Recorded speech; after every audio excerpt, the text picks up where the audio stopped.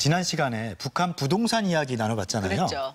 근데 북한도 평양이나 대도시를 중심으로 재개발이 이뤄지고 있고 또 내 집 마련을 위해서 많은 노력을 하고 있는 것 같습니다. 네, 엄청 촉각을 곤두세우고 있는 것 같던데요. 그런데 북한 주민들도 집의 위치가 어디냐, 또 아파트 층이 몇 층이냐에 따라서 가격이 달라진다고 얘기를 하거든요. 오늘 한번 알아보겠습니다.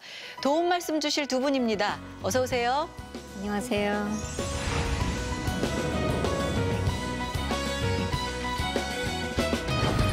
자, 우리나라는 입지 조건이 어떠냐에 따라서 가격도 많이 달라지잖아요. 네, 그렇죠. 가격이 아주 세세하게 반영되는 것 같아요. 그렇죠. 뭐 교통이 어떠냐, 학군, 뭐 병원이 있느냐 없느냐, 생활시설이 있느냐 없느냐 다 가격이 반영이 되거든요. 북한은 어떤가요? 북한도 사람 사는 세상이라 네. 거의 따집니다. 뭐 학군은 아직까지 뭐 일반적이지는 않지만 한국에서는 상권이라고 하지만 북한에서는 시장이잖아요. 네. 그 시장이 주변에 있냐가 집 가격에 엄청 가격을 많이 좌우지합니다. 네. 다만 이제 평양 같은 경우는 약간 좀 다른데요. 지하철이 다니느냐, 그리고 이제 전기나 난방이 잘 공급이 되느냐, 그리고 이제 수영장, 뭐 백화점, 상점 이런 것들이 얼마나 가까이 있느냐에 따라서 또 달라지는 것 같습니다. 네. 말씀 듣다 보니까 학군 빼고는 우리와 크게 다르지 않은 것 같다는 생각이 듭니다. 서울의 경우 강남과 강북으로 나뉜다면 평양은 강을 중심으로 동서로 나뉜다고 합니다. 그래서 서평양과 동평양이 있다고 하네요.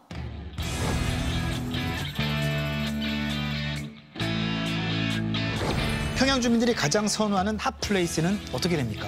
네, 평양은 대동강을 중심으로 서평양과 동평양 이렇게 두 개의 부분으로 나눠집니다. 서평양 중에서도 본평양, 그러니까 평천, 모란봉, 중구역, 보통강구역 이 네 개의 구역이 우리로 말하자면 평양의 강남이다라고 할 수가 있습니다. 네. 그러면 그 더 선호되는 기준은 뭔가요? 일단은 본평양 같은 경우는 북한에서 유일하게 지하철이 다니고 있습니다.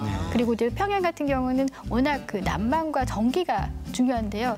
평천구역 같은 경우는 그 난방이 굉장히 잘 됩니다. 화력발전소가 만약에 내 집 옆에 있다면 굉장히 기피하는 환경 오염의 주원이지 않습니까? 그런데 북한 같은 경우는 이 평양 화력발전소 옆에 있기 때문에 난방이 굉장히 잘 되는. 그래서 평천구역 같은 경우는 노동자 구역임에도 불구하고 상당히 그 선호하는 그런 지역 중에 하나가 되고 있고요. 그런데 최근엔 동평양이 뜨고 있다, 뭐 이런 소식도 있던데요. 맞아요. TV에서 나오면 사실 그 문수 물놀이장도 동평양에 네. 있거든요. 네. 그리고 동평양에는 뭐 여러 가지 많아요. 그렇게 되다 보니까 동평양 집 가격들이 뜬다고 하더라고요. 네. 네. 이 동평양 같은 경우는 워낙 그 부지가 많기 때문에 이쪽에 상당히 많은 그런 외화벌이 회사, 무역회사, 물류가 집중되고 있다고 합니다. 최근에 동평양을 보면요, 상당히 도시가 색깔과 밀집도가 달라지고 있는 그런 모습들을 볼 수가 있습니다. 아, 그렇군요. 본평양과 요즘에 떠오르고 있다는 동평양의 가격 차이는 어느 정도 되나요? 예를 들면 본평양의 10만 달러의 집이라면 동평양으로 가면 2만 달러 떨어집니다. 약 네. 5배 정도의 차이가 나고요.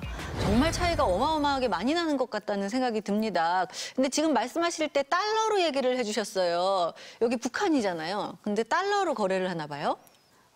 평양시, 평성시, 그리고 북부 쪽으로 올라오면서 함흥시까지 달러를 주로 많이 사용을 하고요. 네. 북쪽으로 올라오면서 국경을 낀 지역들에서는 위안화를 사용을 많이 하죠. 네.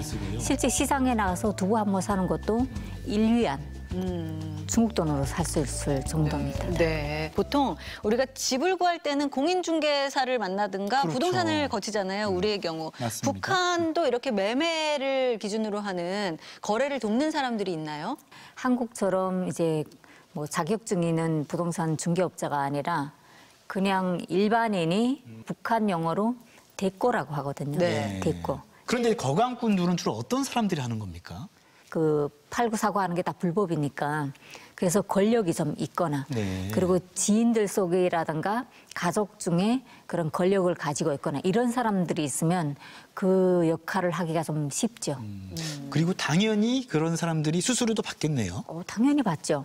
집대꼬들은 몇 번만 집 몇 채만 팔면 집을 하나 살 수도 있거든요. 네, 그 정도로 이제 돈을 많이 봅니다. 자, 그런데 우리의 경우 같은 아파트라도 남향이냐, 뭐 동향이냐, 뭐 맞습니다. 어떤 방향이냐, 차이가 또 커요. 그 예. 층에 따라서도 차이가 굉장히 많이 나는데 북한은 어떨까요?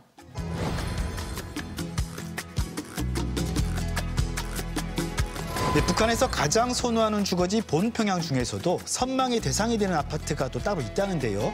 이름이 유리 아파트라고요? 구글어스에서 보여지는 바와 같이요. 그 사방이 다 유리로 둘러싸여 있기 때문에 유리 아파트다라는 별명이 붙여졌는데요. 네. 북한도 어느 순간 그 전망을 중시하고 이 전망을 좀 바라볼 수 있는 이제 그런 조건을 갖춘 아파트를 선호하더라고요.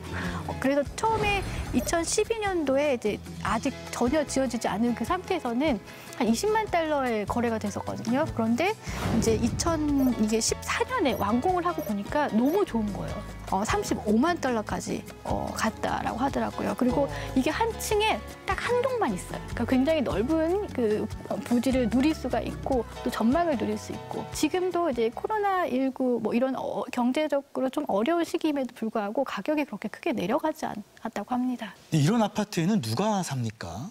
뭐 관료라기보다는 어떻게 보면 돈주나 관료가 섞여 있는 이제 그런 입주자들이 좀 많은 것 같습니다. 네. 전망이 중요하다 이렇게 말씀을 하신 걸 보면은 북한 집에도 아파트에도 어떤 유행이 있는 것 같다는 생각이 듭니다. 화면에서 보시면요. 원래 이렇게 디귿자 모양으로 저층 한 5층 정도의 50년, 60년대에 지어진 아파트가 둘러싸여 있었거든요. 네. 그런데 바로 앞쪽이 대동강과 상당히 가까이 있습니다. 네. 최근에 변화된 모습이 뭐냐면 이렇게 강가가 보이는 쪽만 재개발이 됐다는 거죠. 네. 바꿔 말하면 이쪽을 허물고 집을 져야 더 많은 돈을 벌 수 있다는 거죠. 네. 우리도 한강변 아파트가 인기잖아요. 가격도 그렇죠. 비싸고. 그렇죠. 북한도 뭐 그렇겠네요, 그러면? 보통 평양에서 새로운 아파트를 이 본평양 쪽에 지으면 한 10만에서 15만 달러까지 올라가는데 네. 이 뷰가 보이는 곳 같은 경우는 최고 25만, 30만 달러까지도 가고 있습니다. 그러면 우리나라 돈으로도 한 3억 5천 정도는 있어야 뭐 산다. 그런 얘기네요. 그렇죠. 이제 평양에서도 여유로운 이제 사람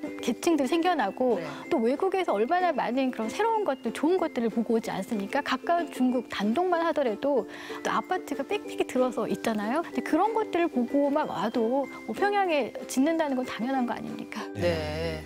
대단합니다. 그런데 전망 가격이 그만큼이나 값어치가 된다는 생각인 거죠? 2000년대 중반 지나면서 중국이라든가 이렇게 해외로 나갔다 온 사람들이 탁 트인 그런 건물을 딱 보고 오면 집에 들어가면 정말 토끼상에 들어온 그런 느낌이거든요. 네. 네. 그러다 보니까 집을 다 허물고 다시 리모델링을 하면서 해산시도 사장 아파트라고 있거든요. 그 세관 바로 앞 건너에 그 사장 아파트가 2007년에 와락 다 무너졌거든요. 네. 그게 왜냐면 좁은 걸 넓게 트이다 보니까 마지막 층에 가서는 그 견디지 못하고 터치는 순간에 와락 허물어졌어요. 기둥을 다 없앤 거예요? 그렇죠. 그러니까 그때 그 붐이 일면서 북한이 절대 집을 손대지 말아라는 그 규칙도 내보냈었거든요. 네. 그 이후에 지어지는 집들은 거의 방이 다 이렇게 넓고 네. 같아요.